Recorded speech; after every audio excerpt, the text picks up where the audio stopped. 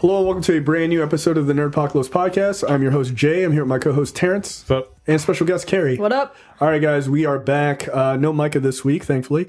That's how we have to start things out. There is plenty to talk about. Checked out Science and Tech is back. No stupid tech this week. Lightning Round has plenty, and movie and TV news where we're going to discuss some really fucking funny shit. No question of the week this week because I forgot. And of course, what the fuck is back and trailers. So let's jump right in.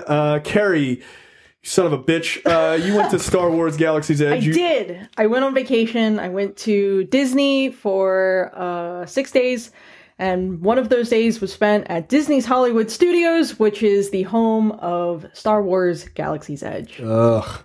Tell us about it. It was everything I wanted it to be. I don't even know where to start. I guess I'll start with the ride that's open now. So that's Millennium Falcon Smuggler's Run. Okay. Where you are acting as a member of a flight crew for Hondo Onaka, operator of Onaka Transport Solutions, who has brokered a deal with Chewbacca for use of the Millennium Falcon, where you will help him smuggle, first steal and then smuggle vials of coaxium from the First Order. Interesting. And deliver it to the Resistance for the Resistance use, and then Hondo gets to keep some of that dash afterwards. Yeah.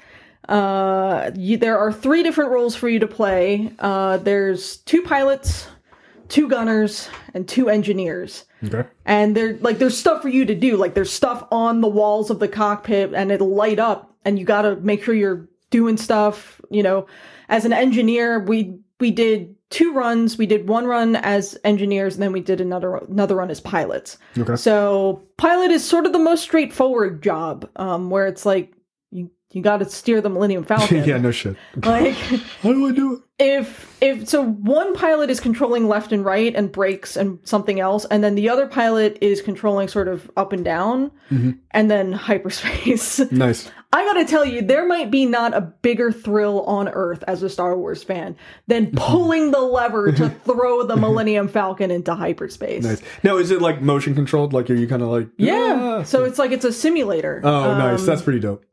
So, yeah, if you've got shit pilots, you're going to have a bad time. If you've got decent pilots, it might be a pretty smooth ride. Okay. As engineers, if the ship gets hit by TIE fighters or something like that, you'll have to hit certain switches to do repairs. You're responsible for sort of throwing the tow cables to actually hook the train with the coaxium, so you actually have to line up your shot. Nice. Yeah, that's kind of dope. It's super, super cool. It's really well done. Very immersive. The whole land is immersive. Yeah. When you're in Galaxy's Edge, you can't really see the rest of the park when you're in Oh, that's kind of dope. Like, you can't see the Toy Story area. You might be able to glimpse Tower of Terror because it's the tallest building in Walt Disney World, but, like, that's about it. You're meant to be in Black Spire Outpost on the planet of Batuu. So you're not actually going to find anything in there that says Star Wars Galaxy's Edge. Because as far as they're concerned, when you're in that land, you're not in a theme park. You're on Batuu. Yeah. You're considered on planet. They have certain language that they use. So rather than saying good morning, they say bright suns. But instead of a restroom, it's called a refresher. Like little things like that. But that's kind of cool to make it more authentic. Little local slang. Almost everything there is written in Arabesh. Interesting. So brush up on your Arabesh if you're going to... Yeah. Wow. Yeah, the cantina was super cool. It's not the Mos Eisley cantina, but it might as well be. Right. The drink... Yeah, because you took pictures. I saw the pictures. Yeah. It was pretty dope. I had a drink called a Fuzzy Tauntaun, which has this foam... Gross. Yeah, it has a foam on top that's made using Szechuan buttons. And it creates like a tingling sensation on your lips when like you're drinking it, you're making contact with the foam. I would like this. They have a bunch of other sort of otherworldly concoctions and whatnot. Do they have alcohol in them? So basically half the menu is alcoholic. Excellent. So it's like you can still bring your kid in there and have them have like a weird space drink and have it be non-alcoholic. Okay. Because I feel like I want to get lit in space. Yeah. Like that makes sense. It is very easy to get lit in space. All right, good. As it should be. The previous pilot from the original Star Tours, Rex, is now the DJ at the cantina, and they brought Paul Rubens back to like voice all of his lines again. Oh, that's funny. Yeah, that's really cool. The characters just wander around. So like we ran into Vi Marati, who's one of the spies for the rebellion. Oh, cool. Had an interesting conversation with her. I was wearing my Captain Phasma hat, and she was like, "I hope you're not that big of a fan of Phasma." And I was like, sorry. You can just run into Rey. You can run into Chewbacca. Like there's not meet and greets. You will just naturally run into them if you wander around the land. That's very cool. I built my own lightsaber. It's upstairs, cool. and it was. It's right there actually. Yeah. Okay. Yeah, the lightsaber experience is $200, and it is worth every fucking penny. I'm so jealous. It's like an intimate little experience. Like they only have 14 builders at a time, and you're brought in by this group known as the Gatherers, and they believe in the rebellion, they believe in the Force, and so they've collected kyber crystals, and they've collected different parts for you to use to build a lightsaber. And so you choose one of 4 different sets. There's like a Jedi set, a Sith set.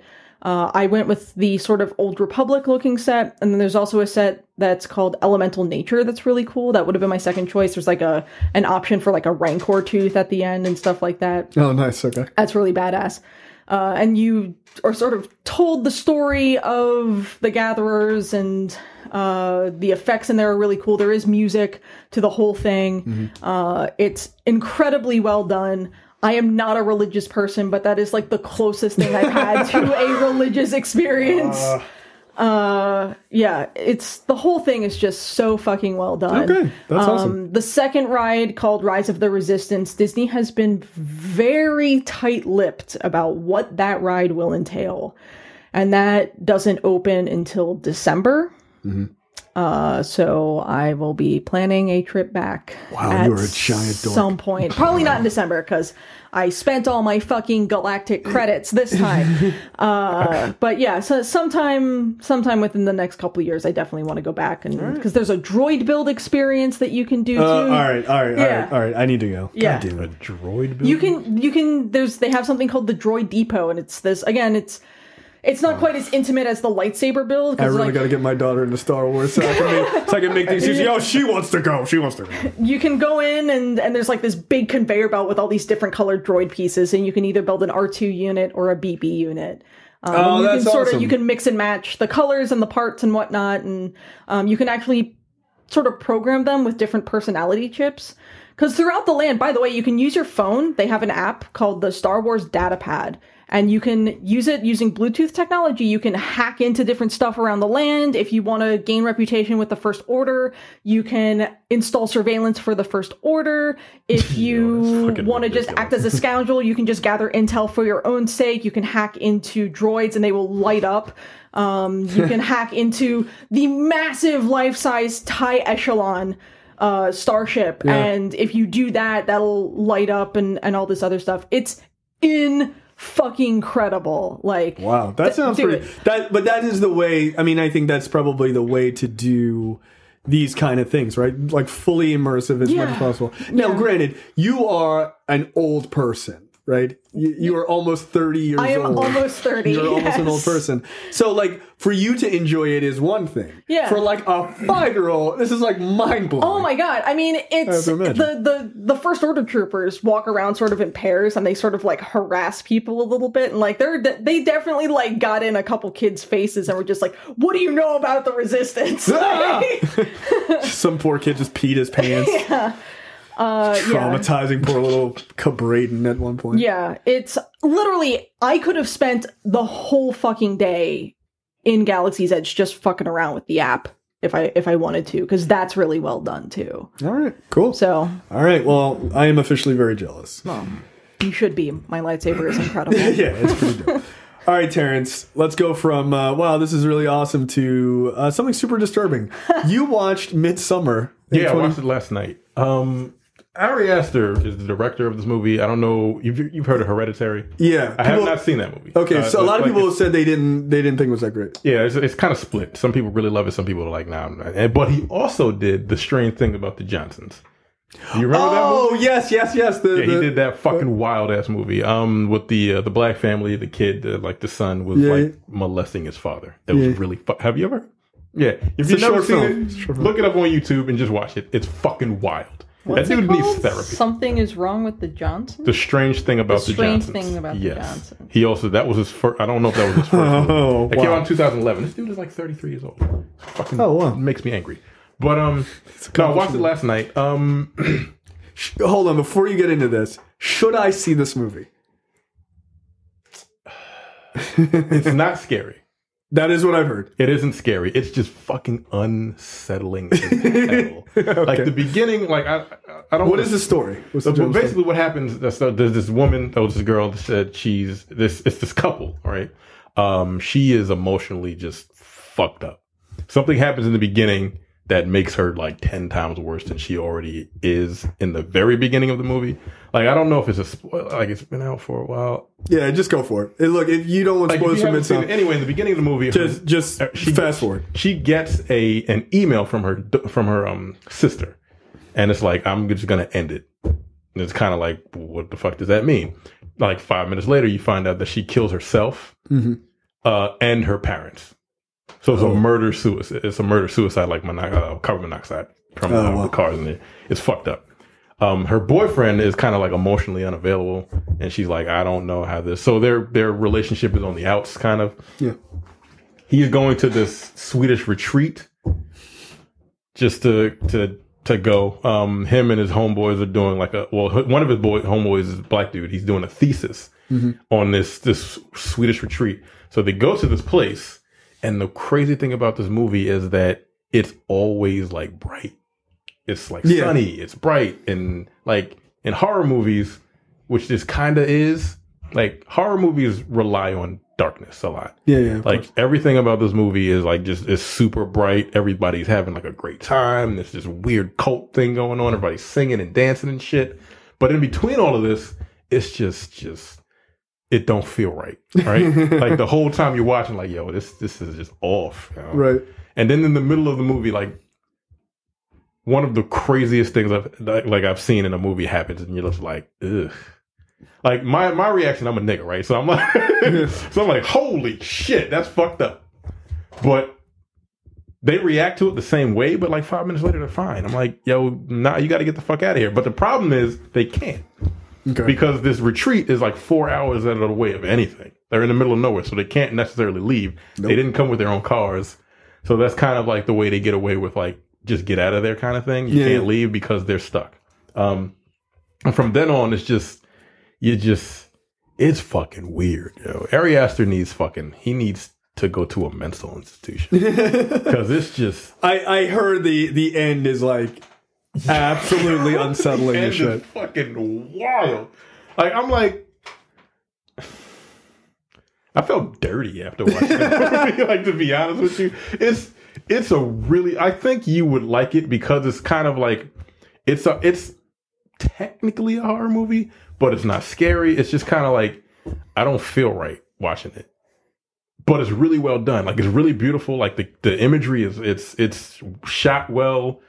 The acting is really good, and the people that are in there, you're just kind of like, yo, I don't trust any of you people. It's white people up to white nonsense. It's really white. There's only one black dude in the movie, and I'm like, why the fuck are you even there? First of all, he's doing a thesis on these people, and so that's why he's there. Like, so like again, the crazy shit that happens, they're like, well, that was fucked up.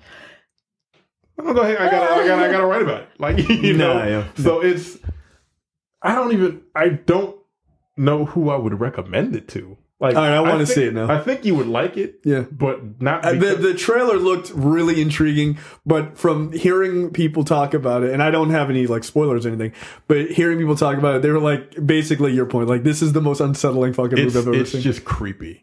But and the thing is, like, they tell there's a lot of story beats in it that aren't like, they don't tell you through like through dialogue. Like there's a lot of like imagery in it that you see throughout the movie that you kind of looking at. I'm like, okay, that has to have something that means something. Yeah, like you're looking at pictures and shit like that, and you're like, okay, that means something. That means how is all this going to connect? And it does, but it's just fucked up. Like the movie just fucked up.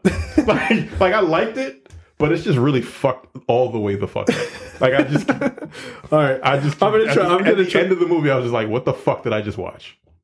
Okay, but it was good. Like like that guy has a problem.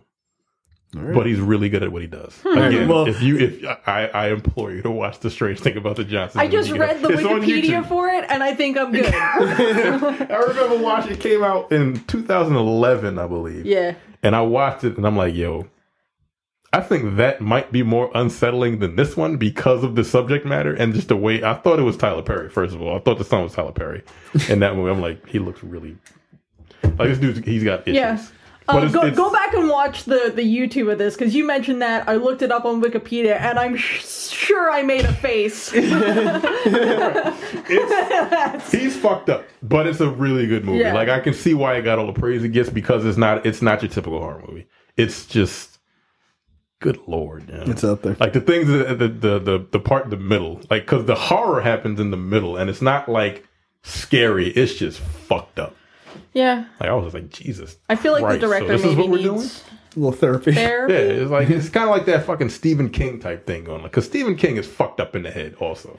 Oh yeah, 100%. Yeah, he's got problems. Like, yeah, but he did like a bunch of coke and all this other shit, right? I don't like this dude. I mean, he's young. He still got time to do all the coke in the world. But no, it's a great movie. It's just bizarre. Like I can't. It's not a movie you recommend to everyone because it's just not for everybody. But I really enjoyed it. All right. It's so fucking bizarre. So let's move on to science and tech, or kind of weird and stupid tech. I don't know. This is. I don't feel like this works. No, it definitely does not. Chinese phone maker Xiaomi has a new crazy phone that has a display on the front, the back, and the sides. What? Why? This phone costs $2,800. Like, you can't see the fucking back of it. Like, what's the point? You're only looking at one side of it at a time. Like, does it open? I don't think so. So it's not like one of those... So it says, why does the screen go all the way around the phone? Well, first, Xiaomi is placing functionality on the sides of the phone, since those are all pixels now. The status bar looks like it lives on the side of the phone and lists the usual readouts like battery, cellular, connectivity, Bluetooth, and other icons. Using the sides of the screen necessitates relocating the power and volume buttons, and while this is still a physical power button on the top, virtual side buttons will be taking over the volume duties. Oh, great. This is 20,000 real money bucks. Yep. Like, it literally says RMB. RMB. So real money bucks. This is stupid. Here's the thing. Yeah. I don't know why anyone would want this. I also still don't understand why anyone wants a fucking foldable phone. Like...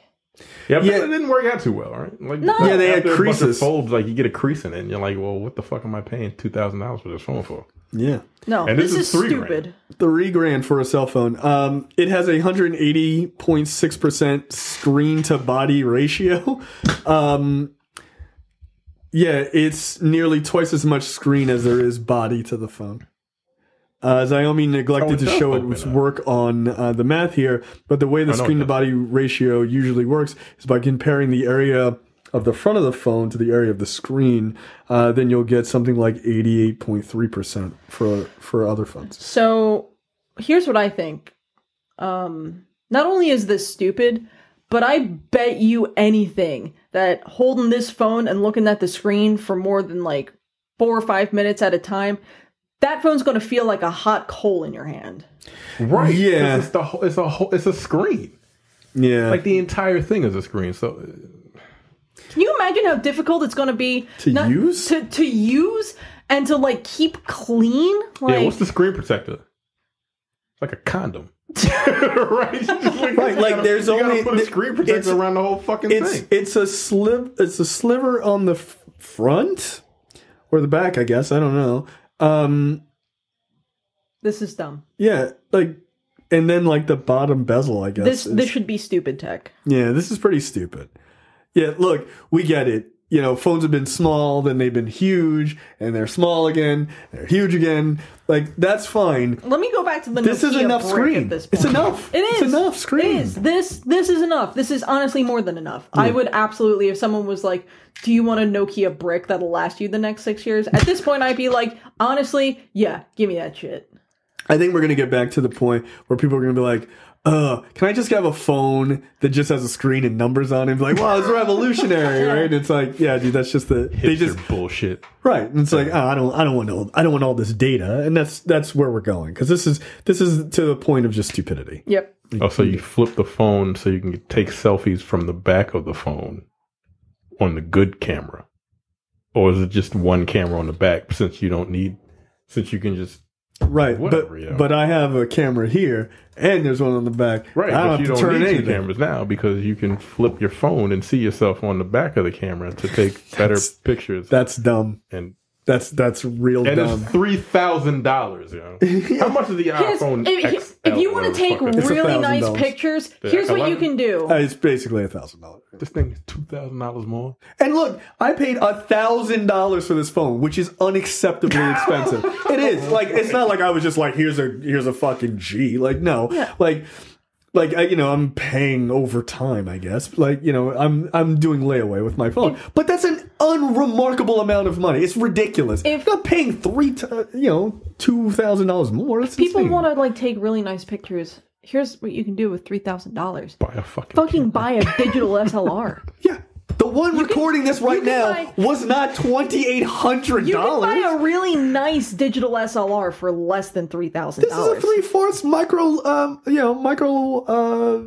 3/4 camera. Oh, yeah? These are fucking great cameras. Yeah. It wasn't $1,000. No. Why is this $3,000? Because it's I stupid. Because the person who would buy this is Cutting-edge clearly an technology. idiot, and so you can get an idiot to spend any amount of money. Like you have the whole phone is a screen, but what else does it do? How fast is it? Like how good is the camera on it? All of that shit matters. I'm amazed. Don't spend your money on this. I'm amazed that anyone would buy this. Someone will. Someone in China. Was it China? Yeah, of course. Come on. Yeah, this is stupid. Okay, make sure you go to the nerdpocalypse.com/Amazon. Make sure you use that link before you buy anything on Amazon. We get a little bit of a kickback. You don't pay anything extra, but it does help out the show. Terrence. First up, the original stars from Jurassic Park are returning for Jurassic World 3. That would be Jeff Goldblum. What's the woman's name? Laura Dern. Oh, yeah, that is Laura Dern. Yep. And Sam Neill. So they're going to be back for the third one. Why the fuck do they keep making these? I don't know, because I don't get it. I don't get it. Like, I saw Jurassic World. What was the last one? Jurassic World 2. Yeah. Is that what it's called? That was what it was called? Jurassic World Fallen Kingdom? Yes. Whatever, I didn't see it. I saw the first one. And I'm like, Fallen Kingdom. this isn't That was fine. bad. It was bad. Yeah. It was bad. Oh, It was okay. bad. It's remarkable the drop off in terms of quality and I believe dollars between Jurassic World and Jurassic World Fallen Kingdom. Didn't Yeah, Jurassic World make $1 billion? Yes. Yeah. Purely on nostalgia. Yep. Yeah, the first one's still the best one. That is The correct. original Jurassic The Jurassic original Jurassic Park is the best one out of the entire series. Yep. That's the only one I've seen. Here's the thing. It's the only one you need to see. There's no reason to have it. The thing is, Jurassic Fallen Park... Kingdom made $1.3 billion? Jesus Look, Christ. here's the thing. Here's the thing with these Jurassic Park movies. I mean, Transformers also made a lot of money as well. So, you know.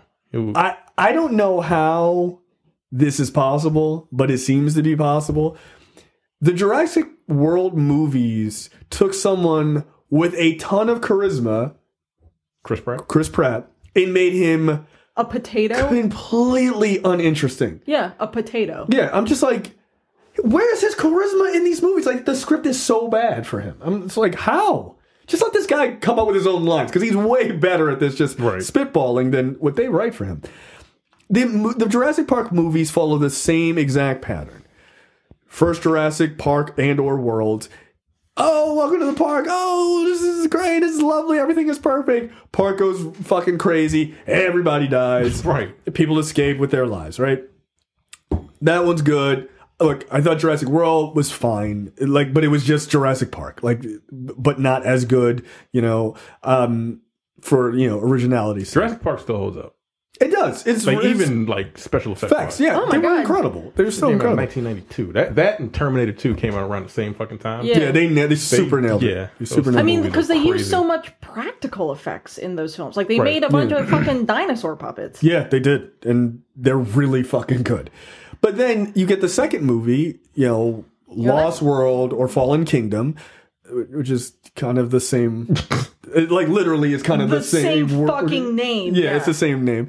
That is, the dinosaurs go onto the mainland. They get to regular America. And they wreak havoc. It's the same fucking movie. I'm not interested in seeing, I assume this one, much like Jurassic Park 3, they'll have a dinosaur talk. Alan, and he's like, oh shit. I'm not interested in seeing this. Wait, a dinosaur talks in Jurassic Park 3? It was in a dream. 3? It was a dream.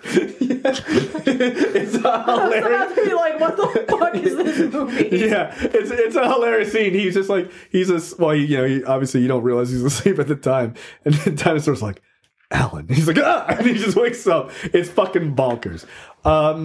No. I assume maybe this is the time that they'll reintroduce Jeff Goldblum's Black Daughter for no fucking reason. Look, as far as know why I he am had a Black concerned, Daughter. the best piece of Jurassic Park related media was the old arcade game that you would sit in with another person. Oh yeah, that was pretty good. Yeah. Yeah, it was like the driving shooting game. Yeah, that was not bad. Yeah. It's Jurassic Park, the movie, the video game, everything else. Yeah, They had a little mini short. They had a Jurassic Park short. that came out just recently. Yeah, it was like last week. Did you watch it? Big I Red? haven't seen it yet. I have. People said it was very good. I don't care. That was. I was like, you're not going to get me to waste 8 minutes or whatever. You know it was. what I think No, I the don't care. dumbest shit about Jurassic World 3 is, and I don't know if it was someone officially attached to the film or just a fan, but I read online the dumbest shit I've ever heard in my life, which was Jurassic World 3, it's like our Avengers. And I'm like, No, What does it's that not. mean? no.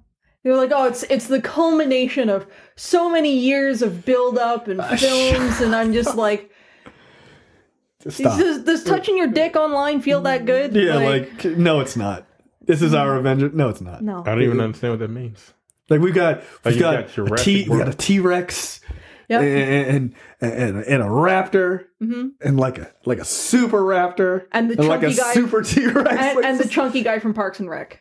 yeah, that's all we got, guys. And we got Star Lord. Yeah. Yeah, he's in there, and Lord Dern, who's like Black Widow, I guess. No, and Sam Neill, who's he's basically Captain America. No, Look, I like Laura Dern as an Yeah. actress.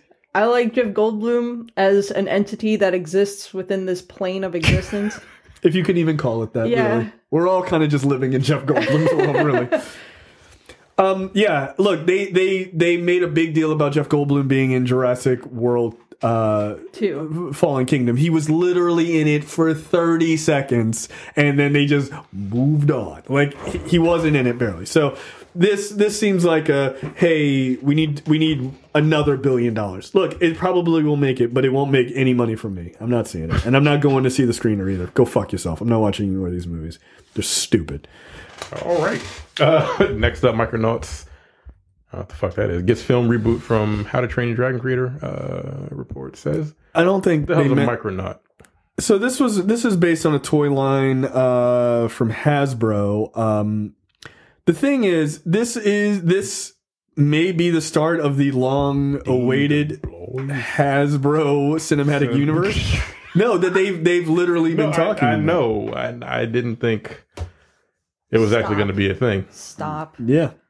Yeah.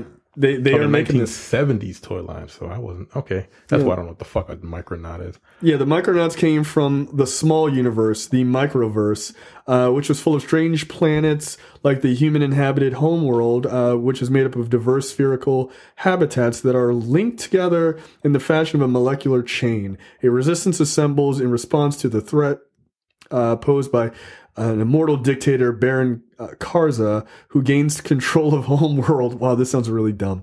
Through the creation of the body banks. Wow, what am I reading? Where life-extending brain transplants are performed on the rich and inhuman genetic alterations on the poor. That's fine. Just show me a trailer. Look, I need Hasbro to stop. And the reason why I need Hasbro to stop is because they have tried with multiple different properties that they own. And Transformers has been successful and ostensibly, in terms of quality, the best. Because you look at G.I. Joe, and God forbid we bring up Gem and the Holograms, which came out 4 years ago, and I am still furious. Yo, that movie looked awful. It's the worst movie I have ever seen in my whole entire life. Yo, I remember when the trailer came out for that, and there was all these women online from a particular website that I don't fuck with. And they were like, this movie is gonna be the shit. And I looked at that trailer, I was like, no, it's not. This is gonna be bad. And I remember being told that I was being an asshole and I was wrong. That movie had like a $5 or $6 million budget, and it didn't even make that back. It made like $1.8 million. Yeah, it was pretty bad. At the press screening, it was fucking me, I think the person from The Sun, and like 2 other people, and that was it. And I remember the movie ended, and I like looked at the other person, I was like, yo, what the fuck did we just watch? And like, I don't think anyone liked that movie. I'm still mad that you sent me to see it. I am not mad at myself for sending you to it, because I recall the review was quite humorous. You were very angry, which is why I sent you. I was like, hey, I can torture Carrie with this. This seems legal. And it's like, it's perfectly fine. So, yeah, I guess Hasbro making Hasbro movies. Hasbro is 1 for 3. Because they're trying to get off, like, Mask and the Visioneers, and like there's all these things that they're trying to do. Look, here's the thing. Don't. Just don't. Like it's like, fine. did any of those properties connect in like the cartoons? No. So why the fuck are you gonna try to make a universe out of that? I don't know. How does that work? How the fuck like, I want to know how we get from Gem and the Holograms to G.I. Joe. I can maybe understand how we get from Transformers to G.I. Joe. Yeah, they crossed over in the But comics. how the fuck are we going to get from, like, Transformers to Micronauts to Gem and the Holograms? Yeah. Like... Yeah, guys, luck. I'm not here to answer questions that don't make sense. Stop. I don't know. Yeah, just stop. Like, look, I don't even need them as solo movies. Like, I don't need that either. No, I don't need any of them. Yeah. I need Hasbro to just stop. Yeah. In general. Yeah. But they're desperately trying to find the next Transformers, is what they're trying to do. Everything needs to be connected in any way. Like, more on that later. Yeah. I'm also just like... Where I will read text messages I got from Micah as we talk today. I mean, Hasbro owns good brands. Like, you could, like, they own Power Rangers. Like, yeah, they're trying to get that going again. I liked the most recent Power Rangers. I thought it was okay. It was better than I thought it would be. Yeah, it really was. Definitely was. Give me a Rom the Space Knight film, honestly. Yeah. I would watch that. I would watch that. There was plans to do Rom the Space Knight, so never can tell. All right, next up, Jonah Hill is in talks for Batman. They don't know which character. Penguin. That is the obvious choice, but someone pointed out one that I hadn't thought of that I think is a better one. Yeah. Harvey Bullock. He's fat enough. He is. That's why you picked the Penguin. Knock it off. That's why you picked the Penguin. No, you're right. I mean, come on, like that's all. Like right now, he's in his. Right now, he looks like the fat guy in Run the Jewels, not the thin guy in Run the I Jewels. thought he lost weight. No, or did he gain it back? He's back. Yeah, he's back. He's more of a Killer Mike situation at this point.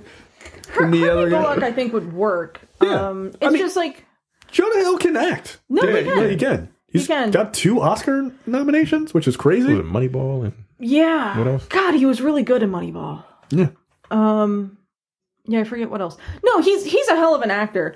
I just feel like he has the comedic timing required for a member of Batman's Rogues Gallery, whether it be the Penguin or anybody else who they want to reinvent in this movie. Like they don't, he doesn't have, just because he's kind of a heavier guy, like it doesn't mean he has to be the Penguin. He could be, people said Mad Hatter would be interesting, right? We've never seen Mad Hatter on screen. Although I always think of Mad Hatter as more of a pedophile kind of a character. Yeah, because he's constantly looking for Alice and like kidnapping women. So let's maybe not do Mad Hatter. There are reasons why we haven't seen Mad Hatter. Yeah.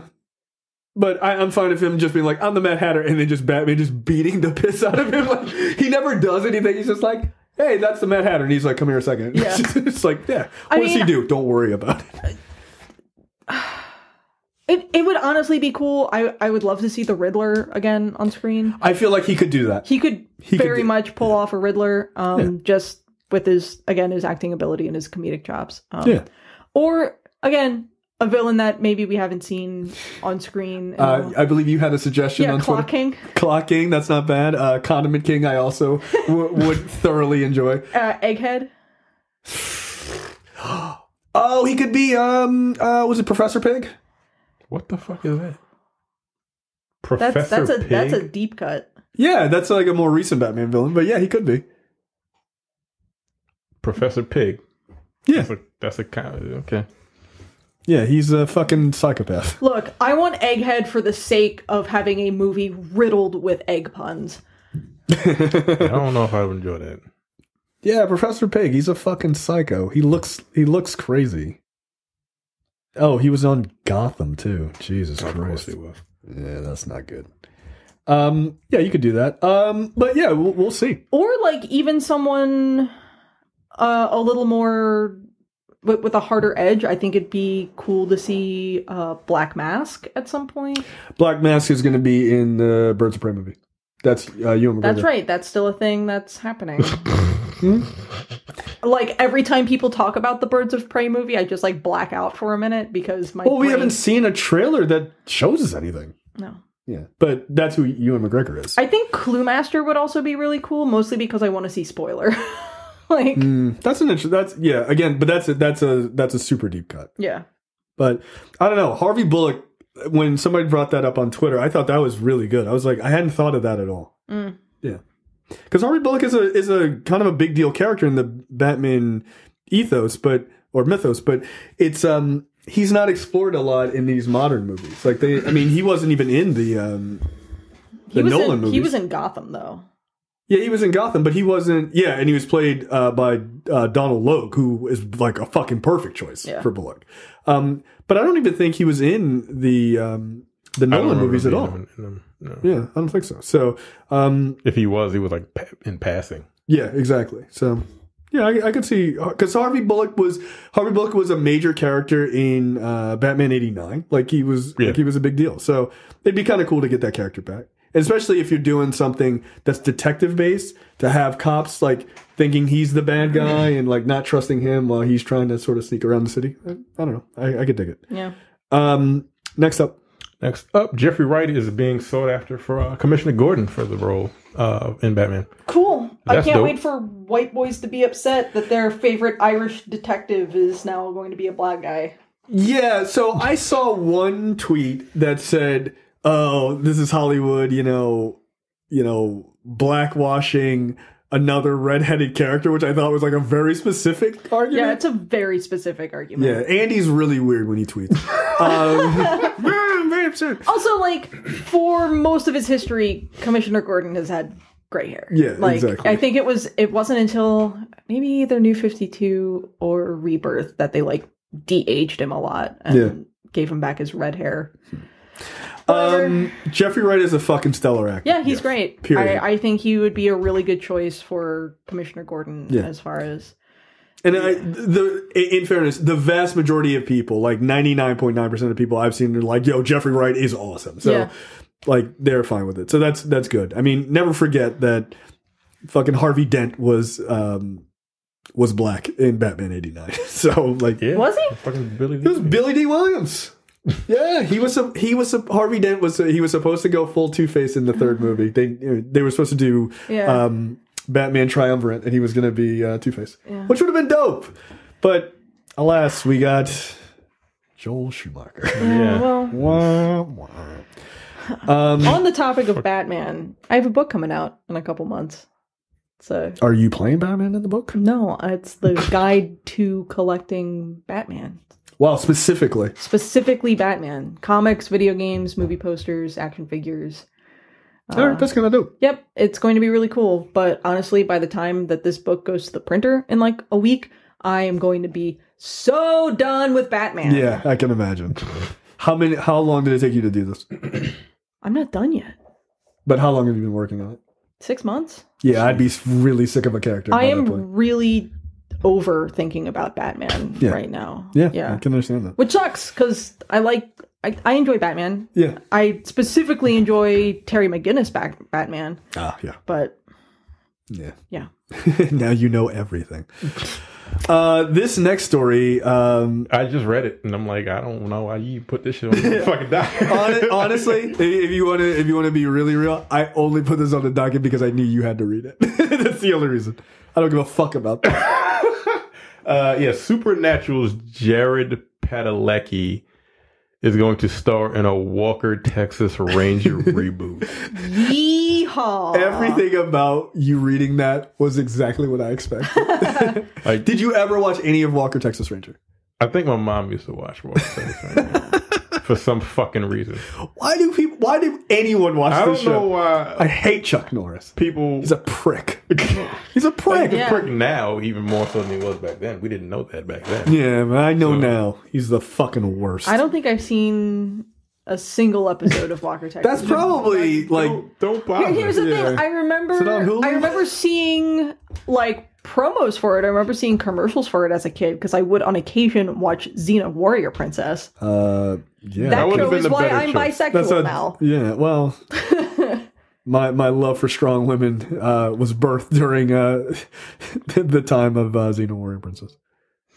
Yeah, this is stupid. See, Which one is Jared Padalecki? He's the dumb one. So is he going to be Walker? Yeah. Oh, get the fuck out of here, yo. He's going to be just like roundhouse kicking people? With an extra gusset in his jeans so he can do it. Is he going to have the black sidekick? He's got to have that guy, right? Like he's got to has have to. he's got to have the black sidekick. Or is it going to be... Walker, Texas Ranger had a black sidekick? Yes, he did. It's the guy from fucking Die Hard. The black guy from Die Hard, if you remember Die Hard. Oh my Buddy. God. I mean, you've seen Die Hard, right? Please tell me you've at least seen Die Hard. I've seen enough of Die Hard to know what Die Hard is about. I don't think I've seen Die Hard start to finish. I'm disgusted. That's fair. like that's like my acceptable. favorite movie. Jesus Christ. Anyway, I don't think Terrence has ever met someone who's not seen Die Hard. that's bizarre to me. Like maybe because that, like, funny. Die Hard is my mother's favorite movie. Really? Yeah, she loves that movie. It's a great movie. She saw it in the theater when it came out. And yeah, it's her favorite movie of all time. What year did Die Hard come out? 88. Okay. Yeah, I know certain things like about that 22 movie. Like years old. when they drop Professor Snape off the building, they like Drop Professor Snape. I don't even know who Professor Snape is. Both of you. Jesus Christ. That's Alan Rickman. Alan Rickman. I know Alan Rickman. They drop Alan Rickman off the building, and I the thing that I know about the movie is that like they didn't tell him when they were going to Yes. actually drop him, so that the look of fear in his eyes would actually be legitimate. Yeah, And it is. Yeah. It's super legit. That's such a great fucking movie. You should watch that movie. It's a Do you good like movie. action movies? Like, I don't know, you like action Yeah, movies, I like right? action Like, you movies. should watch that entire movie. I It's have like 2 been on hours No and Time 15 to minutes Bleed long. at least once. Yeah, it's a great movie. Like, it's just a legit good movie. It is. It is. just And is. then the subsequent sequels are, And for the then most part, second all one was, bad. Except for but 3. 3 is awesome. 3 is great. It's him and Samuel L. Jackson, and it's just Yeah, them I mean, running I around New do York. like and it's Samuel L. Jackson. That's one of the- 3 is It's- fucking fun. my love for Samuel L. Jackson is the main reason why I picked a purple kyber crystal for my lightsaber. Like, You giant nerd. yeah, I think Mace Windu's fucking awesome. Yeah, he didn't get to do enough. No, he in didn't. my opinion, Sad. because George Lucas stinks. But yeah, this is just wrong. Like what? Like first of all, no one gives a fuck about Walker Texas Ranger. Yeah. Is this like a that show was that for, like people, old ass people to begin with? Yeah, are they rebooting Matlock and Perry Mason? So somebody's grandmother can be like, oh, look what's on. Here's the thing about Walker Texas Ranger is that they missed the window to like capitalize on the memes. Like, if they had done this 10 years ago, you're right. They probably could have gotten away with being, like, fucking campy, over-the-top, bullshit, roundhouse, kicks to the face nonsense. Like, they could have done it 10 years ago and played into the meme culture of Walker Texas Ranger. Yeah. But now, all the kids who enjoyed Walker Texas Ranger memes aren't watching television anymore, and they're not gonna watch this. This seems weird to me. Like, there's also a reboot of, like, Magnum P.I. that's happening right now, which apparently some people are mad about because he's Latino. I'm just like, I don't care. I just want to know how he can afford all of these Ferraris. Like, that was weird when Hawaii Five-0 was rebooted. I'm like, who the fuck is this for? But people watch it. My mother watched that shit. I'm like, yo, you old, yo. Yeah, but people watch the new one. Didn't watch with that's what I'm saying, with Daniel Day Kim. Yeah. I think not anymore. He's not on there anymore. Remember they fired all the Asian folks? Remember that story? They fired all the writers and some shit like that. No, they fired the actors were like, yo, we're not getting paid enough, and they were just like, we'll see other Asians. You're fired. Bye. Yeah, they fired the main guy. It was like, and then they kept Scott Kahn. That fucking idiot. Yeah, he was making more than Daniel Day Kim. Yeah, that's crazy. Yes, because I'm sure when women turn on Hawaii Five-0, they're like, ooh, Scott Kahn versus Daniel Day Kim, who's like fucking shredded. Get out of here. And no respect for Asian men. It's fucked up. Oh my god. All right, movie and TV news. Terrence, on a scale of offensive. 1 to a million, how angry does this headline make you? It doesn't really make me angry, like, because we did the reboot for Superfly. That's all this is going to be. Like, the fucking soundtrack is going to be done by Future or Migos or whatever fucking bullshit is out now. Get the fuck out of here. Warner Brothers is heading back to New Jack City for a reboot. It's not a reboot, guys. It's a remake. I don't know what. Jesus, I am a white girl born in 1989. That's fair because New Jack City came out 91. Yeah, I was a babby. However, I do listen to and enjoy New Jack Swing. That counts. It does. It does. It is prominently featured in the soundtrack. But like, here's the thing: that sound has been coming back recently. Oh yeah, absolutely. You can thank Bruno Mars for that. Like, basically, almost completely on his own. Bruno Mars went, what if I brought this back? And everyone else went, all right, yeah. Yeah, we really like Bruno Mars. Yeah. Everybody does. So they're rebooting this. What is New Jack City? Oh, my God. So, New Jack City, Carrie, is a film about the massive issues of drugs in the black community in the early 90s. This movie is starring, original is starring Wesley Snipes and Chris Rock and Judd Nelson. Weirdly. Yeah. Wesley Snipes, Chris Rock, Ice-T. Ice-T, yeah. I want to kill you so bad, my dick is hard. It's one of the greatest lines of all time. It's one of the greatest lines. Right, now I want to watch the movie. New Jack City, in fairness, it's the second movie we did on Black Cinema. Yeah. It is simultaneously one of the realest fucking movies you'll ever see, and also the most outlandish movies. Like, there's a character named Da Man. What am I reading on Wikipedia right now? See, Carrie, in the black community. I'm sorry. Nicknames are very popular. I don't like nicknames personally. My name is Terrence. Don't call me like Lil Man and no bullshit like that. That's not me. But I understand that it's a nickname, but also, what the fuck kind of nickname is that? Look, that ain't even the worst nickname I've ever heard. G Money. Yeah, there's G Money. There's Pookie. That's Chris Brown. Chris Rock. Yeah. It's so it's basically these group of cops who are trying to take down Nino Brown. Nino Brown, played by Wesley Snipes. By the way, played expertly by Wesley Snipes. He is so fucking good in that movie as a crime kingpin, a drug kingpin. He's great. The opening of our show is that clip, sit your $5 ass down before I make change. That's Wesley Snipes from New Jack City. It's a super famous line. That whole scene has been lampooned a number of times in TV shows and stuff like that. But funniest of which was fucking Martin with the fake dog. Yeah. That's one of the funniest fucking things in television history. Yeah, if you see the original scene and then watch that scene, it's fucking hysterical. But so it's about, Nino Brown he ends up, like, they're selling crack or whatever. And what they do is they take over an entire high rise, right? Okay. And they make it like an open air drug market. And so these cops are trying to take him down or whatever, and they eventually do, and then he goes on trial, and Wesley Snipes delivers one of the greatest speeches of all time about how, like, yeah, I'm a drug dealer, but it's not my fault. It's America's fault, because, like, this is how you built us. This is what you did, because you fucked up capitalism and everything else. It's actually quite good. It's directed by Mario Van Peebles, which is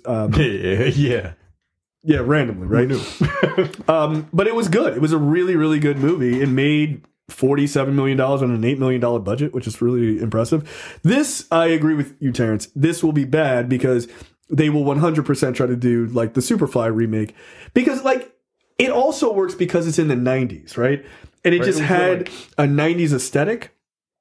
Like, there's a scene of them playing basketball, literally with no shirts on, with, like, tailored slacks with pleats in it. It's in, like, fucking church shoes. It's crazy. There is such a difference between, like, the whole war on drugs culture of the 90s that even I remember hearing so much about in fucking elementary school with, like, the DARE program and all this other shit. Right, because all of that is there. Versus, like, today, like, this is not a movie that I think you could transplant into 2019. Like, this has to be a late 80s, early 90s period. And that's the thing is, I'm not even remotely interested if this is not in that time zone. Because drug culture is so vastly different now than it was. Way different now. Like what is it going to be on? The opioid crisis? That ain't affecting black. Like, it is to a certain extent. But that's for white folks. Nah, it's fucking white people.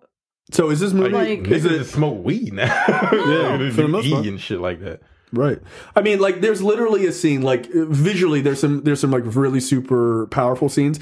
Pookie, played by Chris Rock, he's a crackhead, right? Yeah. And he's on crack. He eventually gets clean. And he gets kind of recruited by the cops to be a kind of a spy. He goes back in to be a spy for the cops, to spy on this organization, and he starts working for them.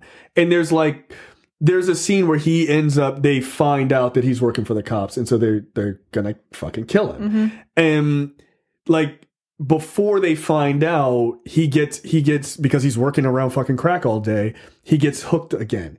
And there's a scene, it's actually pretty fucking powerful, of him wearing a t-shirt that's got the American flag on it. He's crying, and he's smoking crack out of a pipe, and he's distraught because his life is fucked, right? And it's like, this is America, right? Like, that's the whole point. Like, I'm afraid that what they'll do is they will just see it as a surface level drug movie and not realize the significance of that movie. Right. And it's like, please don't do this. Like, well, now granted, the people who are working on this do the show Snowfall, which apparently is excellent. Okay. So that says a lot, but I wish you would just make a drug film. Don't remake this film. Like, it's unnecessary. Yeah. You don't call it New Jack City. Yeah. Just do your and if you do, that's fine. Make it in the 90s. Do not make it in the modern time, because it does not work. It doesn't make sense. It doesn't work. Like, but it'll be the same fucking movie. That's the problem. Like, there's no point. It's yeah. Don't do this. I'll go and watch the original. The original's very good. It's very good. It's super wild. I mean, it's very 90s in a lot of ways, but it's a powerful film. Like, it really is. I mean, I look forward more to this than the Walker Texas Ranger reboot, I guess. So same. Fucking sense. Yeah. Next up, Marvel's Ghost Rider series that was coming to Hulu crashes and burns. That kind of sucks. Yeah. Does it? I mean, kinda in the most true kinda. Like, on one hand, it's like, fucking Ghost Rider. On the other hand, I like Robbie Reyes. Like, as a character. So here's he's had some cool storylines in the comics. That right, and I actually liked Robbie Reyes' portrayal on Agents of S.H.I.E.L.D., right? Because they were sort of continuing that on this series. Here's why I say it only kind of sucks. It sucks that we're not getting this. However, a persistent rumor that came out no less than a week before this news dropped was that Kevin Feige has decided that he wants Ghost Rider in the movies. And right after that rumor dropped, here Ghost Rider series gets pulled. Yeah. So maybe I mean, here's the thing. They're pushing him up. We know they're doing Punisher, or not Punisher, fucking Blade. Thank you. We know they're doing Moon Knight.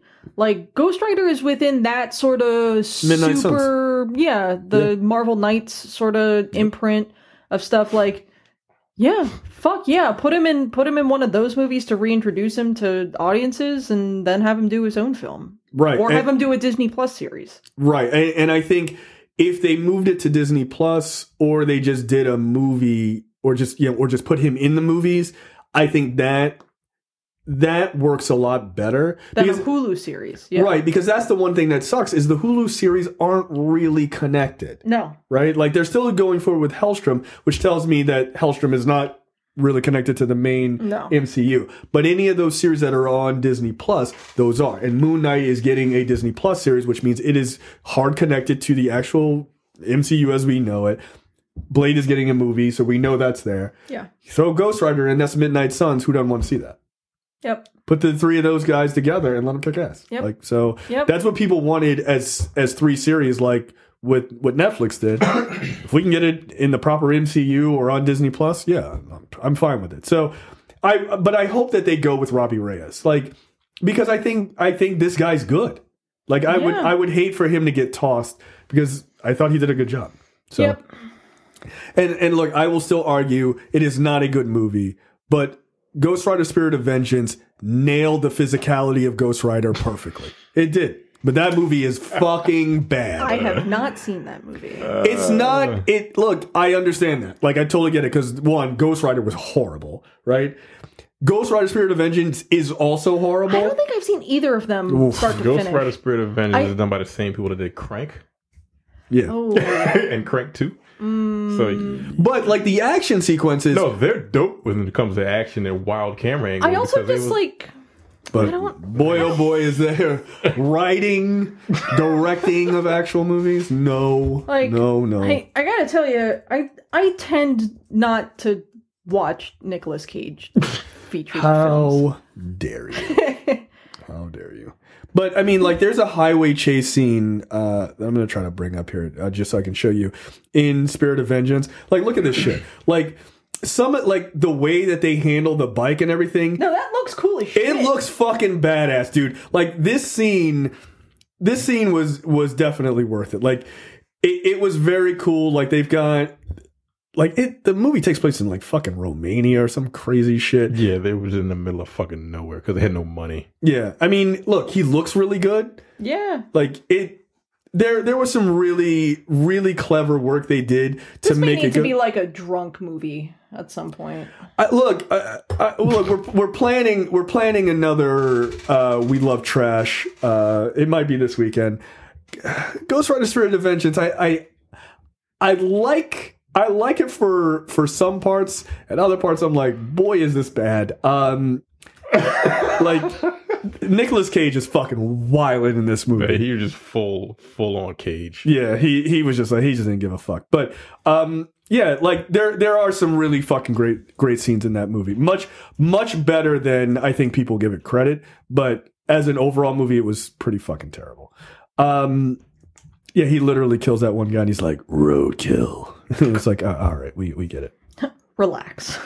Yeah, look, he just said it this then. But yeah, it's look, if you get a Ghost Rider movie or put into the proper MCU, I'm okay with it. But I hope they're not just tossing it and moving on. Yeah, that bike does look fucking dope as hell. I like the bike in Spirit of Vengeance much more than the classic like kind of Harley or whatever.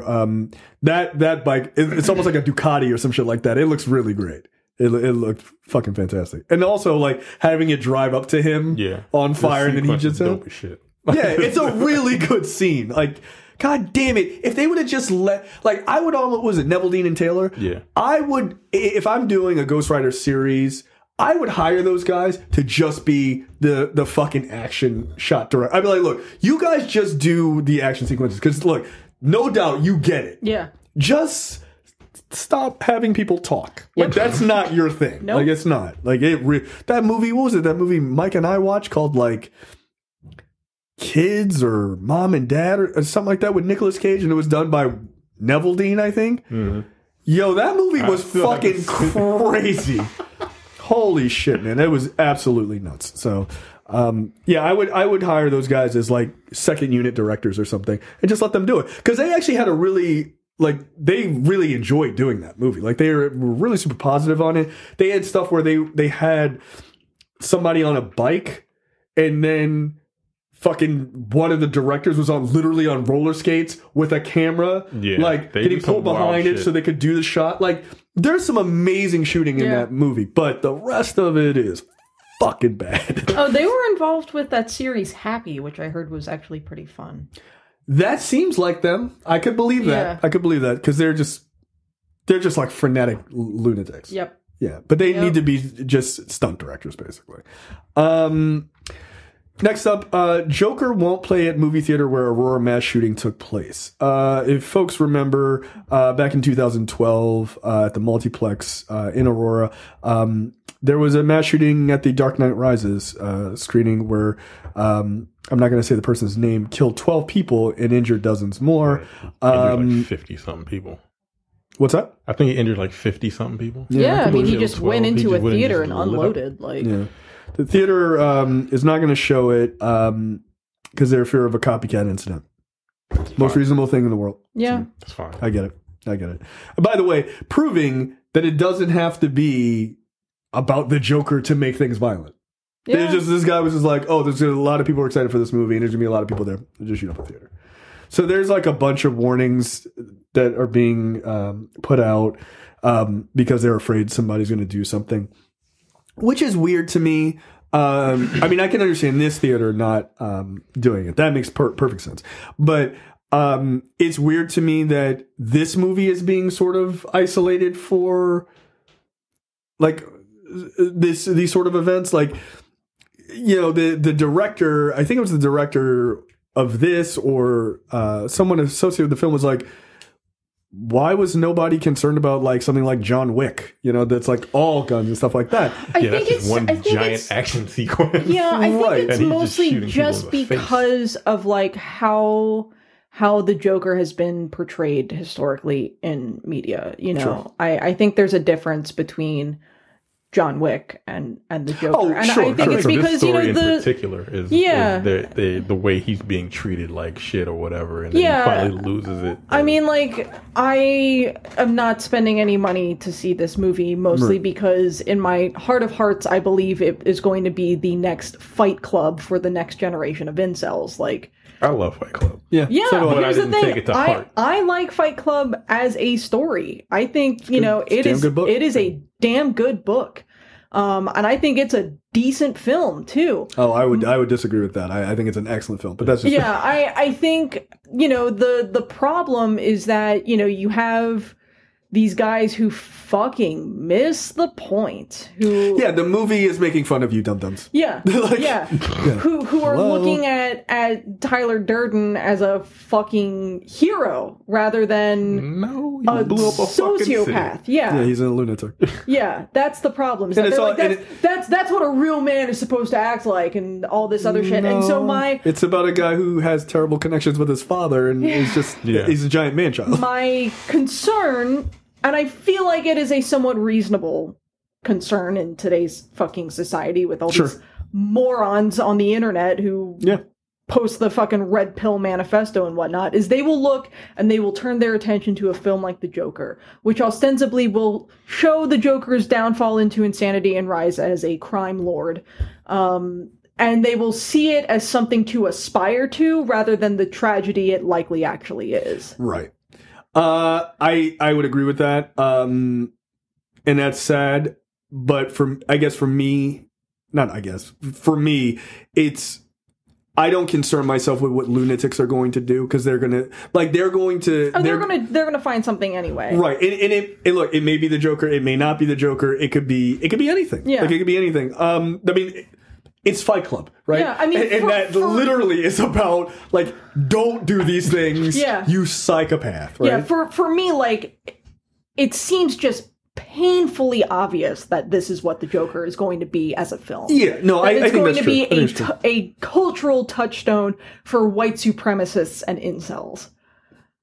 Yeah, we'll see. And that's why I am not interested in spending money to see it. Yeah, that's fair. Also, it doesn't resemble any of the fucking comic book storylines. And as a fan of the comic books, why am I going to see a Joker movie that isn't connected to anything that I am actually a fan of about the Joker? That's fair. I guess my question is, do you feel like the Joker that Ledger played doesn't have the same that same sort of, like, his sort of I don't give a fuck about society, like, to the fundamentals of the Joker? Why was that not seen as being sort of the next?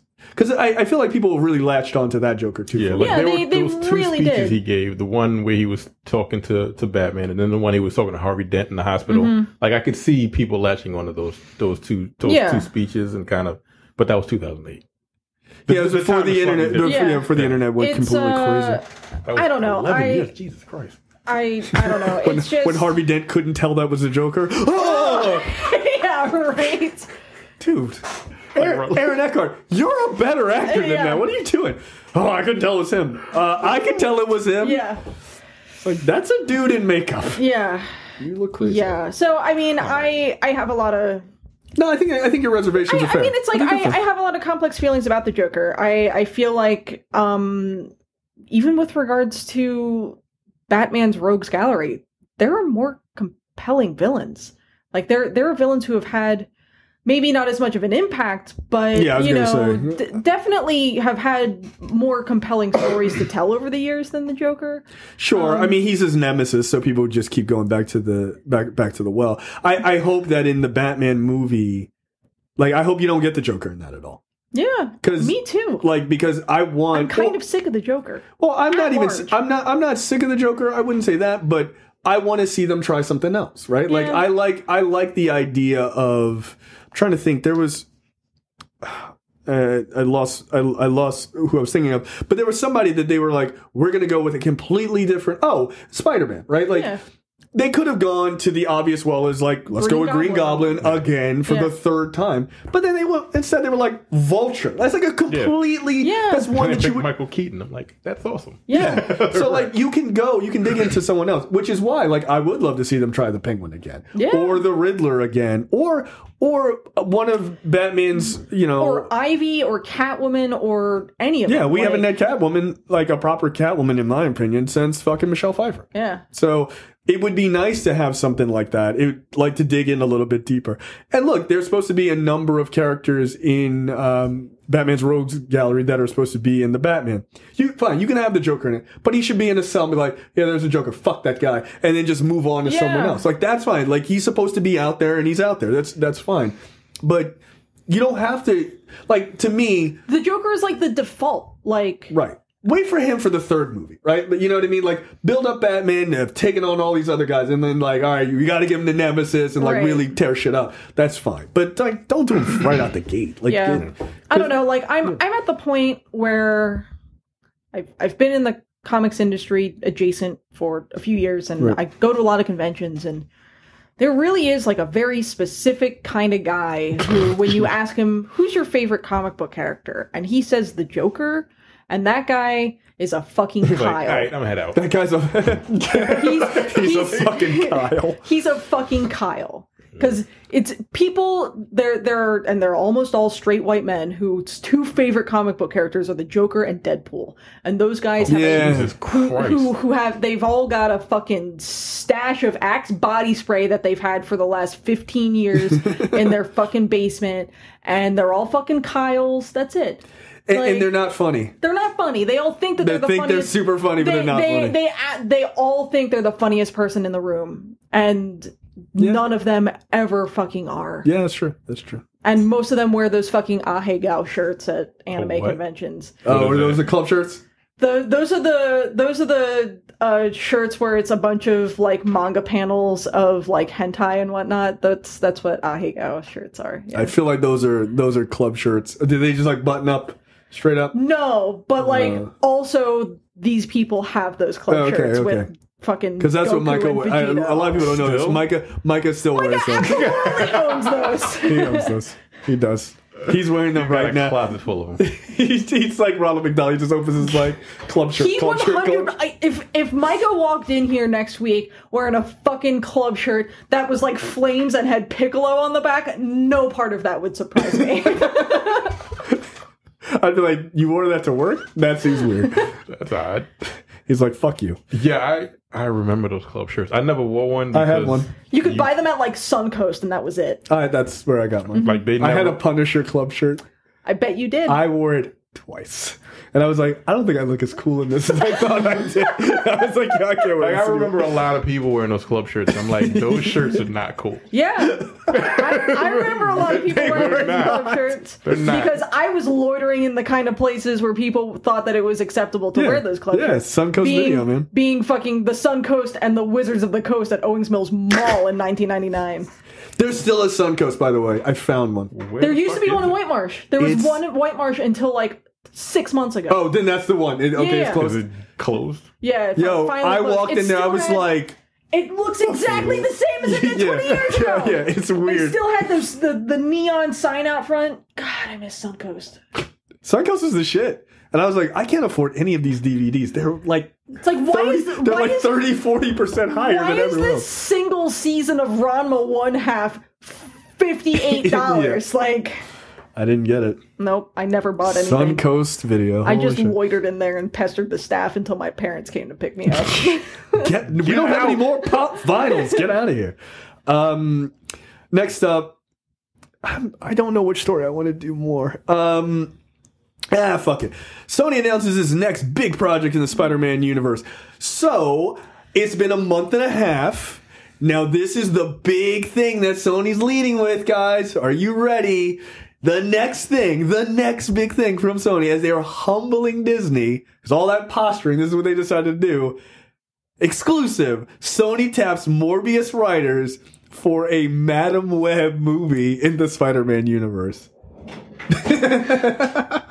What's the Madam Web?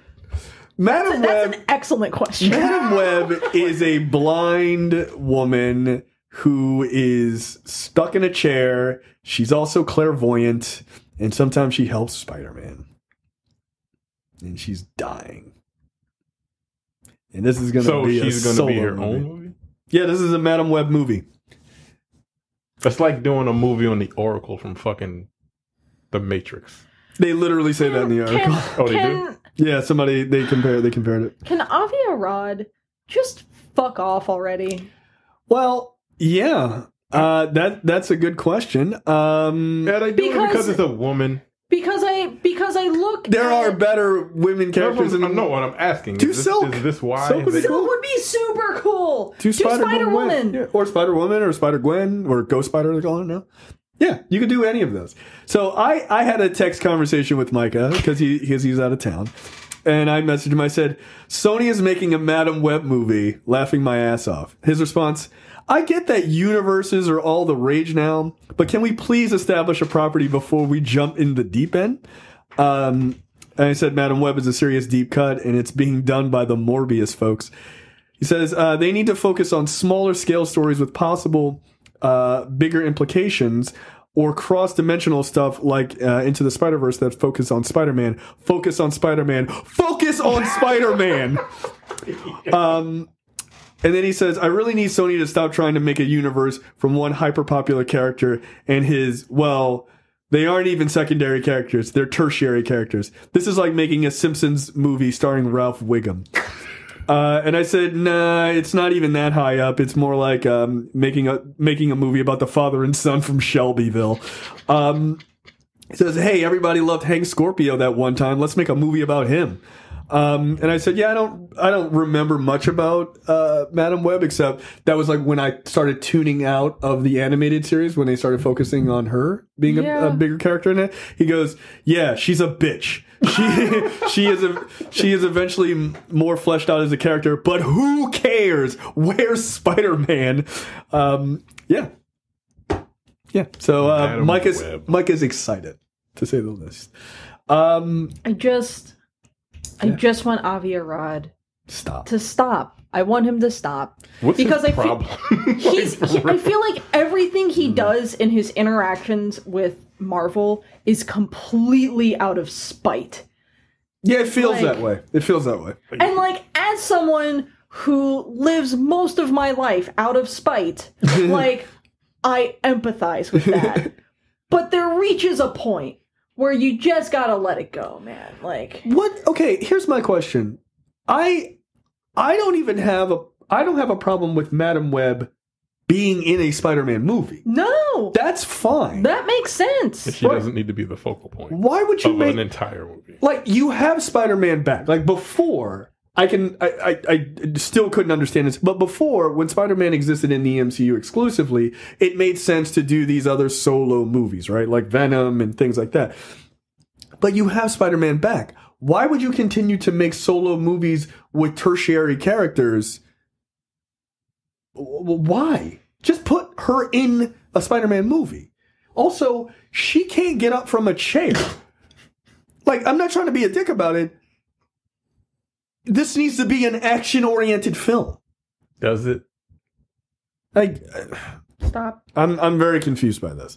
So all the people who are really super excited for Sony to take back Spider-Man to humble Disney, this is what we told you was going to happen. Look, this is what we told you was going to happen. They don't know what they're doing, dude. I already told you, if it's a reboot, if the Spider-Man movie that's coming out is a reboot of his fucking Uncle Ben dying, I'm not gonna see it. Just period. Look, I ain't even all I know download it. Is that Avi Arad is 71 years old, which means that, barring disaster, I am going to outlive him. Which means that there is a very good chance in my lifetime that we will have good Spider-Man movies again. Because he will be fucking dead and won't be around to meddle in all this bullshit anymore. Yeah, pretty much. So, okay, a couple of context clues from this story. One, they don't know what they're doing. Nope. Two, they really think Morbius is quite good. To let the Morbius guys, a movie is completely untested, let them do a completely untested character. That movie's still coming out? Like, yeah, it's done. It's done filming. It's done filming? Yeah. Oh, God, Jared Leto. Yeah. Oh, no. I don't want that at all. No. Cult leader, Jesus icon, Jared Leto. I'm not watching that movie. 30 Seconds to Mars. I am not watching it. I've seen 30 Seconds to Mars in concert. Why? X. And they were opening for a band she wanted to see. Right. In fairness. They were not good. No. He took his shirt off, and I was like, stop it. Yeah. I was okay with not seeing that. I don't care for Jared Leto as, like, a person. No, he seems like a horrible guy. He seems like an absolute dickweed. Yeah. Like... Yeah. I kind of, like, if he got hit by a car, I wouldn't be too torn up about it. I don't think anyone would. I think they would be okay with that. Yeah. I'm officially okay with them never bringing back his Joker either. No. Like, when I read the cult shit, I was like... Think we're done here. So when I read that cult shit, my first thought was fucking Midsummer. Yeah. Because I had just watched that fucking movie. I'm like, so okay. I don't like this at all. I'm not seeing the Morbius movie. That seems like probably a smart move. I, on the other hand, will see the screener because I can't wait to see how bad it is. Because all of that money and goodwill they got from Venom, they really think it's going to work again. I don't think so. No. I don't think so. Jared Leto is not putting butts in the seats, and Morbius is not a character that puts butts in the seats. No. No one knows who Morbius is. I tangentially know who Morbius is. Right. And this is your job. Yeah. Yeah. Have I read a Morbius comic book? No, I have not. Yeah. Yeah, not many people Are they still have. doing that Silver and Black movie too? No, that got canceled. I'm pretty sure. I'm pretty sure it did. Next up, some happy news. Kevin Feige is developing a Star Wars movie alongside Kathleen Kennedy. Yeah. Okay. Yeah. They're gonna give our boy a chance. Hope he's successful. I mean, he hasn't made a good movie yet, right? So he's gonna take his ability to craft amazing long form stories, and then they're gonna give him the sandbox of Star Wars, which is already insanely popular. This is a disaster for everybody else. Yeah, right. He might end up just beating the Avengers fucking Endgame record. Like, we just got it. It's like, sorry, oops, $3 billion, because the Star Wars movies do $2 billion like easily, like relatively easily. Crazy. Because it's fucking Star Wars, and for people to know that he's involved, that could get people super hyped. Yep. Look, I hope that this is the post Sky. This is all post Skywalker saga, which means it makes sense to bring Feige in because he could be the one. He doesn't have to do any more. He could just help to shepherd a new era of Star Wars, and he doesn't have to produce all of them. He could just be like, "Look, let me just give you some ideas," because he clearly understands what gets the fucking fandom riled up. Like, he understands that. If you can nail that and just keep moving forward, yeah. If they can replicate the success of the MCU inside the Star Wars universe, that is already more successful. When it comes to Star Wars, that's fucking dangerous. What I would want Kevin Feige to do would be one of two things: put me 100 fucking years in the future. Yeah, it needs to be completely away, or take me back to the Old Republic. If Kevin Feige does the Old Republic, look, if that news breaks at any point, you will be able to hear me screaming with joy from wherever you are. Same. Yes. Because to have him doing it, oh my God. Oof. I don't even want to think about it. I don't want to think about it. I would be too hyped. I would be hyped beyond control. I just would. I saw some guy today was like, well, hopefully this isn't those Rian Johnson movies that he's working on, because I will not see those movies. I'm like, one, shut the fuck up. Yes, you will. Shut the fuck up. Yeah, you will. And if it is, it is. Rian Johnson is a great director. Sorry you didn't like The Last Jedi. Whatever. Last Jedi was a good movie. Yeah, I enjoyed it. Fight me about it. It was. I have a real lightsaber now, so fucking try me. It's true. There you go. So, yeah, look, I look forward to that. That's going to be big. Obviously, it's still developing now, but it'll be interesting to see what they do with that. All right, let's quickly go through what the fuck, because it's pretty late. Carrie. Teen gets penis stuck in drain pipe. Oh, great. And has to be freed with a circular saw. Nope.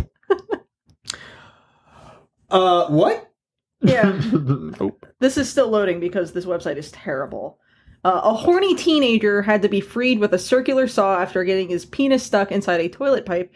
The randy 16-year-old lad put his member inside the waist-height metal pipework at his home. Midway through the bizarre trice, his privates swelled so much that they became stuck inside the gray alloy tube, which was uncovered and protruding outward towards the wall. The embarrassed lad desperately tried to free himself for over an hour before finally shouting to his housemates for help. That's pretty embarrassing. Yep. That's got to be Britain. I'm just going by the language. Terrence? Yeah, England. Malaysia. Wow. As reported by The Mirror. No, yes. Bastards. So. That's horrifying. Stop. A circular saw? Yeah, a circular saw. They had to cut the pipe. No. You would have to figure out a different method. Like, no, we're going to be really gentle. No, you need to come up with something else, or I'm just stuck here forever. So, don't stick your dick into things that will create a vacuum when you try to remove your penis. That's like, we've all played with Chinese finger traps as a kid. I feel like we all should have learned this lesson. Like, I feel like, Carrie, you are speaking from a point of ignorance. As a non-penis haver. Yes. You are part of the infamous clitorati, so you don't really understand. Young teenage boys are idiots. Yes. And given a penis, along with that idiocy, makes them dumber. You guys want to share your strangest dick adventures on the podcast? Like, what's the dumbest thing you put your dick in? Besides your ex. All right. I'm out. She wasn't dumb. It just wasn't probably a good idea overall. But I don't have anything. No. Like, I'm not. I'm black. Yeah, thank you. That's exactly what I was going to go. I'm like, I'm sorry. I'm not putting my penis in a pipe. No.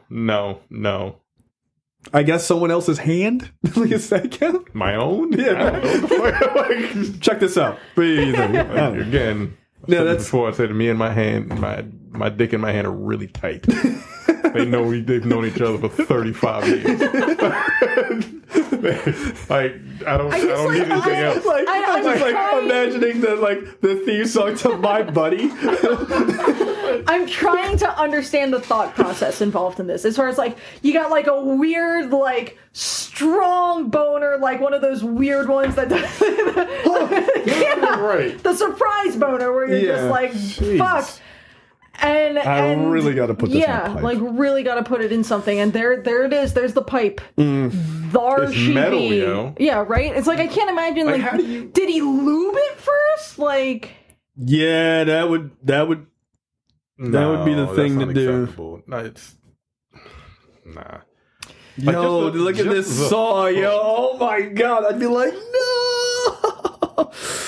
Oh, I mean, I feel like just bringing the saw into the room probably should have caused his dick to shrivel up and go back inside of it. I'd be like, I'm good. Thanks. Yeah. There's got to be a better way, right? Like a blowtorch? A blowtorch? No. No, because that's just going to make everything swell, right? That's going to make everything get bigger, and it'll cause the pipe to. I feel like you could have just just just pour like a light Crisco? I don't know. No. Like freeze the pipe. By the time your dick's already in there, like you're not going to crisco it out. like not freeze it, but like cool the pipe down. I feel like then your dick would get colder, and then it'd be like, right? Like a turtle. Like a turtle. Yeah. Exactly like a turtle. How the fuck did this swell up to the point where he just couldn't get it out? Yeah, because that pipe is not that small. It creates a vacuum situation. Yeah, but the pipe is pretty big. Like the blood in your this kid's got a dick like a Coke can? What's going on? It's like, I mean, here's the thing: if he went fucking balls deep on this fucking pipe, no, Malaysian guy put his balls in it. That's a bad move. If he went balls deep on the pipe, you know, it creates the vacuum, right? So it's like you're trying to what get. What if he got the kibbles and the bits in there? It's a bad move, man. It's a bad move. How'd you get the beans above the Frank? Jesus Christ. This is unacceptable. I'm glad I didn't get the fucking story. Yeah. No thanks, Terrence. Yo, that's insane. Tourists play with tiny but deadly octopus with enough venom to kill 26 people. Oh, this is some white people bullshit. Yeah. This is like... Okay. Two backpackers fishing in this place can consider themselves lucky to be alive after stupidly playing with a tiny blue-ringed octopus whose painless bite can kill up to 26 adults in minutes. Australia. No, because Australians fucking know better. No, but these are tourists. These are tourists. It could happen in Australia, but I'm gonna say that these are like either somewhere in Europe or fucking southern ass white people going to Australia. Two British backpackers fishing in Australia can consider themselves lucky. A viral video posted on the Facebook group for backpackers showed Daredevils Ross Saunders and John Paul Lennon dangling a blue-ringed octopus and letting it touch their skin, completely oblivious to the fact that a single bite could result in a painful death. Jesus. John Paul Lennon, really? That's the guy's fucking name? Yeah. But of course. I need to have a fucking word with that guy's parents. Like his first name is John Paul. Jean Paul. One word. John Paul. Jean Paul. Yeah. Lennon or whatever. Yeah. So they were fucking around with this little octopus. It's really small. And apparently it's got a bite that can kill 26 people. Nah, I'm good. I'm good. I'm not playing with an octopus. That's sort of like my life goal right now. Australia Is to create a painless bite attack that can kill 26 different people at the same time. Fucking here you go. Life goals. Yeah. I would like to be that octopus. Just murder tourists. These people are idiots. Like, you're in Australia. Everything in Australia can kill you. Don't touch anything. Yeah, don't touch any animals whatsoever. My sister spent like 8 months in Australia. Yeah. And somehow managed to get back here. Was she in Sydney? She was in Melbourne. Okay, yeah. Yep. Yeah, so she was not in the fucking outback. She was not in the bush. No. yeah, fuck that. Literally everything. Like, Australia is a frightening place. It is. It's super frightening. My story is hilarious, but I need to know the answer to this because it's really important. Indiana mother who adopted a 6-year-old Ukrainian girl with Yo, this story is amazing. Yo, I want to know I don't know. That's the one thing I don't know if this is actually true or not. Right. Indiana mother who adopted a 6-year-old Ukrainian girl with dwarfism has been charged with abandonment, but claims her daughter was found to be a 22-year-old sociopath masquerading as a child. This is awesome. This is that movie, The Orphan. Yeah. That movie was wild. Yeah, she said that she had like periods. Took this girl to like a fucking doctor, and they were like, "Well, she menstruates and she has adult teeth, so she's definitely not a child." Yeah. So I don't know what this is a bizarre fucking story. Yeah. Yeah. So apparently, a September 11th affidavit of probable cause obtained by Daily Mail states that experts carried out bone density tests on Natalia in June 2010 and concluded she was 8 years old. So, yeah, she was actually a kid, but like they were like, yo, this chick was trying to fucking kill us.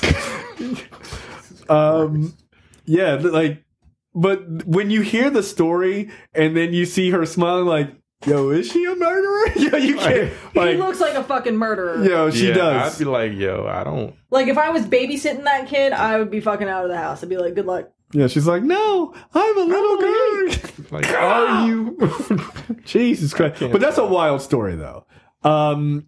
Yeah, so they said they did an emergency adoption, and they were told she was 6. Within a year, she tried to push the mom onto an electric fence. She poured bleach into her coffee and threatened to stab the husband and wife in their sleep. Fucking. No, you gotta get the fuck out of my house. No, bye. Yeah, see, like me, you adopt them when they are babies before they have a chance to turn on you. Yo, if I adopted a kid and they were just like, I'm gonna pour bleach in your coffee and I'm gonna fucking murder you, I'd be like, return to sender. Return to sender. Fuck that. By the way, it's one of the reasons we did not adopt internationally, because you do not know how those kids are treated, and they can be treated very poorly. Yeah, this is terrifying. Nah, fuck that. But yeah, they got in trouble, which is fucked up. I think they did the right thing. They're like, no, she tried to kill us. That child tried to fucking murder her. Nah, fuck that. You got to get the hell out of my house. Yeah, they're like, oh, you abandoned that child. I'm like, you goddamn right I did. Get out of my house. I'd have fucking yeeted her ass right over that bridge in that picture. Like, who's like, whoop. Oh, can you swim? No, you ain't learned how to do that? You fucking 35-year-old? Knock it off.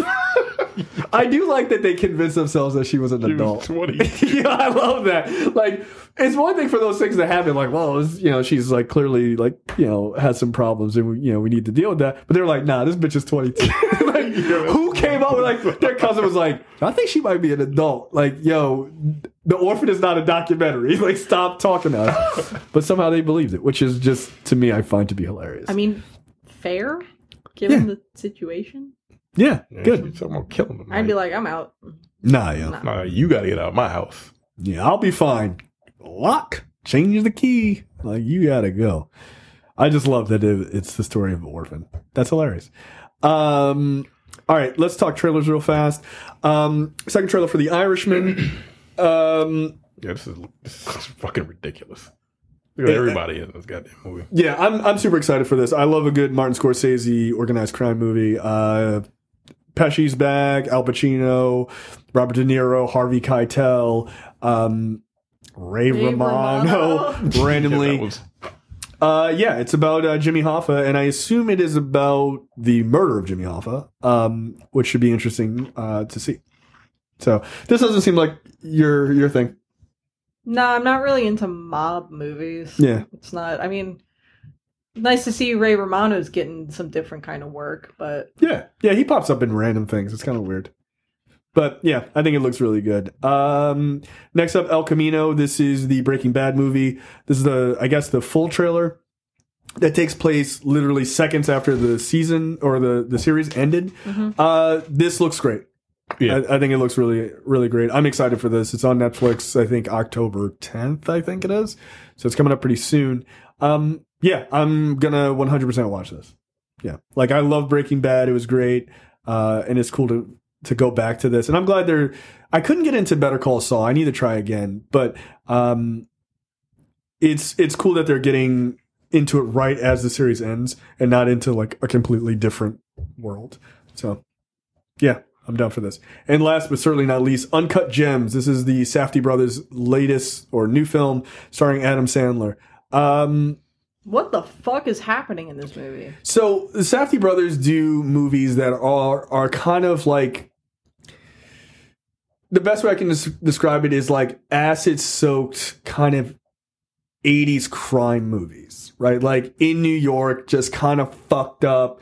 It's always about a guy who just like can't quite get over, right? Like trying to always like pull himself out of a situation, but always in a kind of a shady way, right? So their last movie, Good Time, that I've talked about a number of times on the show, was starring Robert Pattinson, and I still highly recommend it to anybody. But it feels very much like those two movies could exist in the same universe. Like that's what they feel. Very well might. They might, like, yeah. Knowing these guys, that would actually be kind of cool. Like Pattinson just like kind of walking down the street or something, right?